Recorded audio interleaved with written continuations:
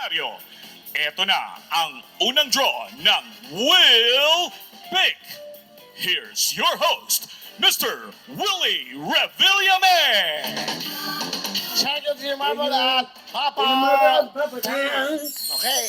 Thank you very much. Dito namin live tayo ngayon, February 17, Martes. Ito po ang unang raffle natin, pero bago natin ito gawin, kanina po, at 7 o'clock in the morning, nandito na po ang Sheva Accounting Firm, sila po ang external auditors natin, at syempre po, with the presence of PAGCOR representatives. Pakita natin direct kung ano yung nangyari kanina.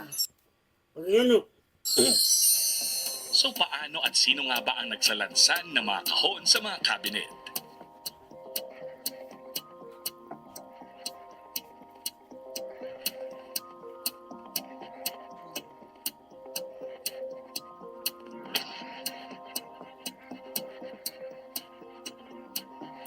Kanina, chinek ng mga representatives mula sa Sheva Accounting Firm ang mga kahon. Witnessed by PAGCOR representatives, tiniyak nila na kada cabinet, kumpleto ang 26 na kahon na bumubuo ng 26 na letra ng alphabet mula A hanggang Z.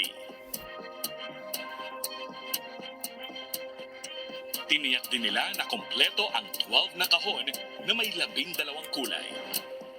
Shuffle o hinalo-halo nila ang mga kahon. Sila rin ang nagsalansan ng mga ito sa mga cabinet.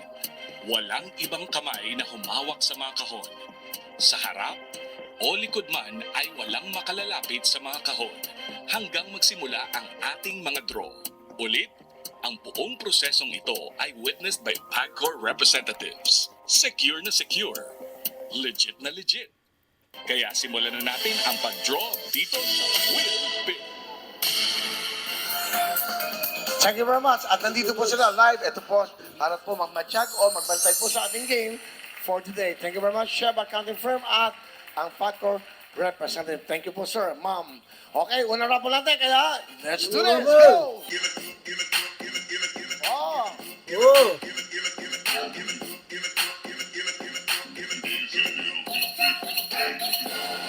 Galing palapakan niyo po si Auntie. Auntie, ang galing-galing mo, ang pinakabata sa dancers. Pero dalaga. Dalaga siya. Wala ka pang baby, no? Wala po. Eh, wala ka bang boyfriend? Wala din po. Malungkot ang Valentine. Walang so good, so clean.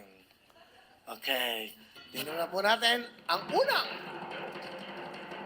letra sa ating cabinet. Tingnan natin. B. As in Boboy.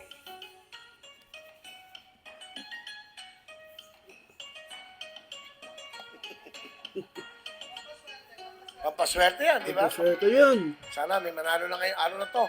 Tatlong raffle tayo. So, nasa letter B po tayo ng ating cabinet. Alright, set natin. Letter B. Hawakan ng mga raffle tickets dahil ito na po ang unang raffle for the day. Tingnan natin unang kahon.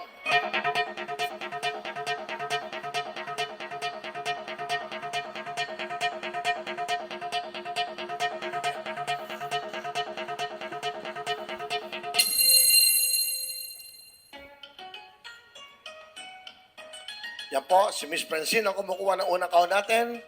Dahil ngayon po ay Chinese New Year, kung ay Patsoy, sana po ito ay talagang lucky day. Diba? Will you be the next, or yun, the first milyonaryo?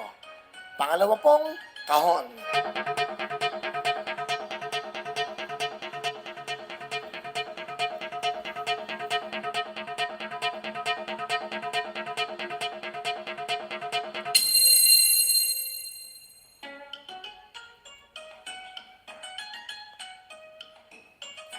Yan na po, today is Chinese New Year. Malaking celebration, lalo na po yan sa Binondo, sa Umping. Nako, saya na mami ang gabi. Kagabi ba nagsalubong o ngayon Pinang? Kagabi. So yung mga putukan, di ba? Okay, sa Binondo. Okay, pangatlong kahon po.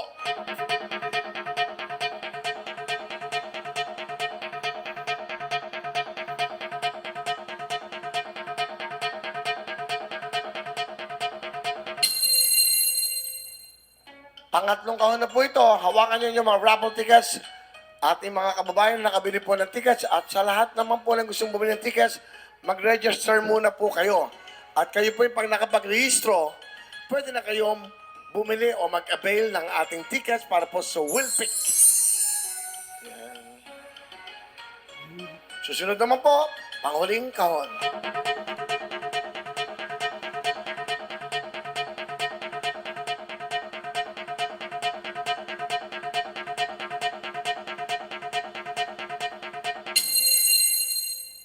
Ito na po ang panghuling kahon natin for today sa unang raffle natin.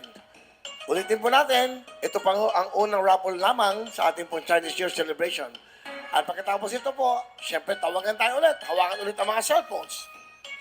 Para po matawagan at manalo ng 150,000 cash or 100,000.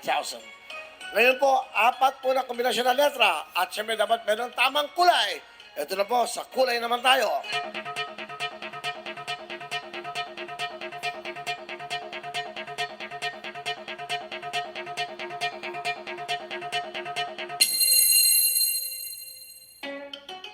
Ito po ang ating huling kahon para naman po sa tamang kulay.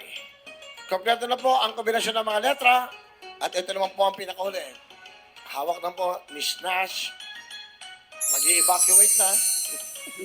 Lilipat na siya ng kondo. Okay, alam nyo ba, ito, trivia, para malaman nilang, alam nyo po ba, the first Chinatown in the world, sa buong mundo, para meron kayo knowledge, ha? Hindi to hula, kaalaman to. Atin, di ba? Remember, kung walang knowledge, walang power. Okay, ito po yan. Di ba? Remember, kung walang knowledge, walang power.